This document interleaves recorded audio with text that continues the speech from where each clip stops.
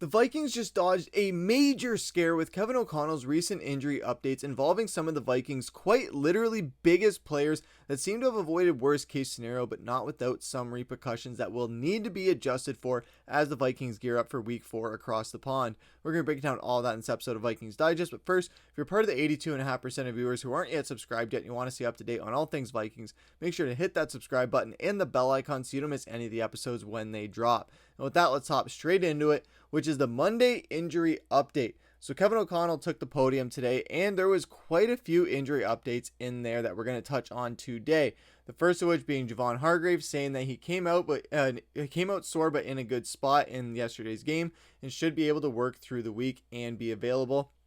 He did say that it was a bit of a chest contusion, that ultimately Hargrave would have been okay to go back into the game yesterday, but because of the situation the Vikings were in, they were up too many points and just giving an absolute beat down to the Cincinnati Bengals, that it wasn't necessary for Hargrave to go back into the game and risk a further injury. So now it's just focusing on making sure that he just recuperates, get himself iced up, ice out those bruises, whatever, and get ready to go for week 4 against the Pittsburgh Steelers in Dublin, Ireland. So that is a huge piece for Minnesota's defense that we are not going to have to worry about, because he did avoid a major injury and is not going to have to miss any time, it seems like, as he's going to be ready for week 4. But the injury updates did not stop there, of course, as Donovan Jackson was one that popped up, and Kevin O'Connell saying that he suffered a wrist injury against Atlanta that was deemed to require surgery. He did have that in Los Angeles this morning as a part of a planned surgery. He did say that, you guys saw that he was playing in the game yesterday, so you know that he was able to play in that game, so it wasn't a crazy serious injury that needed to be assessed right away. It was something that he was able to eventually play one game with before going off for this planned surgery, and now it's a matter of rehab. He said that this isn't a short-term IR thing, however, and we're hoping to use the bye as part of that timeline to have him back as soon as possible. Kevin O'Connell was really kind of praising Donovan Jackson and his toughness for what he's been able to do in his short time in the NFL, just really working through that wrist injury that was nagging at him and making sure that he could play at the best that he could on Sunday. And he had a pretty solid game. It was a rough game coming off of against the Falcons, but with this game he did play a little bit better, and even dealing with that wrist injury, all things considered, really solid game from him, and great first round draft pick that Minnesota is having work out for them this season. Can't say the same for their first round draft pick last year, but that's neither here nor there. And Kevin O'Connell did say briefly on JJ McCarthy, but not too much to kind of go off of, as it's just a matter of, all right, now we're just kind of gearing up and seeing how Carson Wentz kind of plays to see where this drama all kind of unfolds, because that's really where this is all going to be revolving around, is the Carson Wentz and JJ McCarthy story. Before JJ even gets back on the field, it's just going to be a matter of, okay, how well does Carson Wentz play? That is going to be how well it motivates that narrative as well. But Donovan Jackson working his way back so he won't have to go on IR or anything like that. Hopefully we get him back that first game out of the bye after going over to the UK to play 2 games. But went and had the surgery, everything's all good there. And then you have Christian Darrisaw talking about his recovery, where they were asking about him having an off day here and there. And he says, we're going to have a plan for CD that is a structured in ink of what we think is best for him to be at his best on Sundays moving forward. So I would not read too much into any one-off days, so to speak. As he said, there's going to be a few players like that as we progress throughout the year, just to make sure that these guys are healthy. They're not going to be getting banged up or forced to play through any injuries early on in the season when they don't necessarily need to, especially in a game like Cincinnati. If we had kept our starters in a little bit too long, even the way that we kept our starters in, I thought we kept them in maybe a little bit too long even on Sunday, because you don't want to risk any crazy injuries. I know we wanted to be like the Detroit Lions for a day, and we put belt to ass, absolutely, but you got to be careful not to risk any injuries with that if you're the Minnesota Vikings, because we've already been decimated by injuries. So next time you're in that scenario, if you're up 30 points in the fourth quarter, get everybody the hell out of there and make sure the backups go in there, even if they choke about a 20-point lead. As long as we come out of the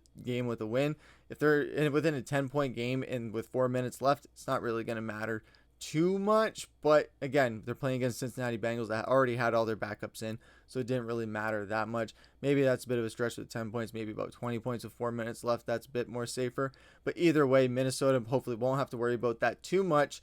as they go through this season. Not saying that we want to have stressful games, but we don't want to have games where we throw our backups in either too early or at all, and they just choke a massive lead for us. We have to throw all the starters right back in there. We absolutely don't want to see that in Minnesota. That would be a choke unlike any other. But with Minnesota, they went and they just stayed aggressive in that Cincinnati game. Maybe a little bit too long, but it still worked out in the end, and we came out of the game with not too many casualties.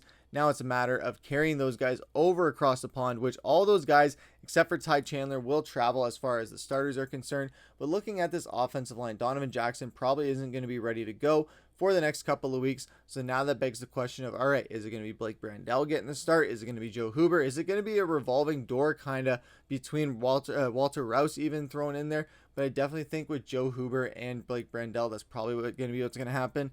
Kevin O'Connell's probably going to go with Blake Brandel because the way he was talking in his press conference made it seem like they're going to go with the more experienced guy. Blake Brandel played 17 games last year, so it brings a lot of experience that Kevin O'Connell is a lot more comfortable with compared to Joe Huber being that undrafted rookie free agent. So that brings a little bit of skepticism there for Minnesota. Ryan Kelly is probably going to be ready to go this week. Will Fries as well. So that is going to be a huge boost for the Minnesota Vikings to have two massive pieces on this offensive line already there. So Donovan Jackson really seems to be like the only one that the Vikings are game planning not to have for this game against the Pittsburgh Steelers.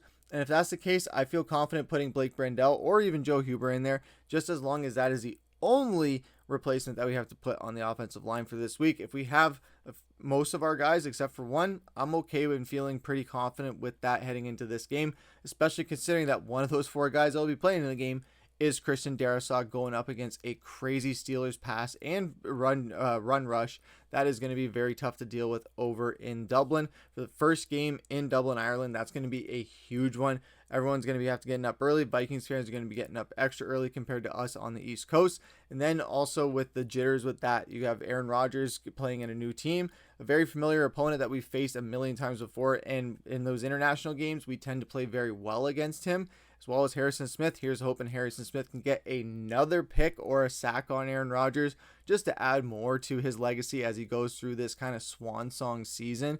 But with that, Minnesota is looking in a pretty good shape compared to where they were a week ago, coming off of a disappointing loss to the Atlanta Falcons as they head into a big game that initially we knew this game was going to be huge, but it seems like it's gotten even bigger with the way that this kind of early season narrative has kind of take place for the Vikings, where Carson Wentz is now, it's a matter of, all right, now it's not just proving that last week was a one-off, make it seem like it's a habit and is something that's going to happen continuously while JJ McCarthy is out, or even when JJ McCarthy's healthy, just to keep things interesting as far as a quarterback conversation goes. But let us know what you guys think about all this down below. What did you think about the Donovan Jackson stuff? Do you guys think he'll be ready to go before or after the bye? Are you trusting in the process with what Kevin O'Connell was talking about, as well as the Javon Hargrave stuff? That stuff is going to be huge for Minnesota to have all of our defensive tackles ready for the entire season. And Christian Darrisaw, are you guys a little bit worried about his health throughout the entirety of this season because of the light workloads?